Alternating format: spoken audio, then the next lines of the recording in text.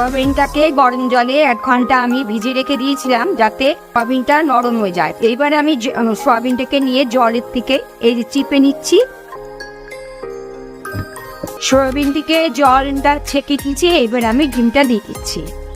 এবার দিয়ে দিচ্ছি 1 চামচ নুন, আদা রসুন পেঁয়াজের পেস্ট। এবার আমি দিয়ে দিচ্ছি কর্নফ্লাওয়ার। এবার দিয়ে দিচ্ছি লঙ্কার গুঁড়ো।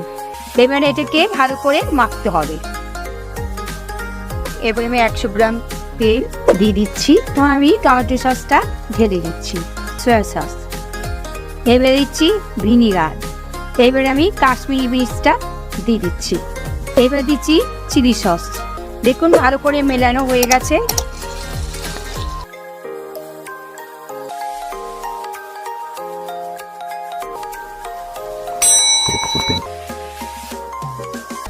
এইবার আমি দারচিনি দিয়ে নামিয়ে দেব।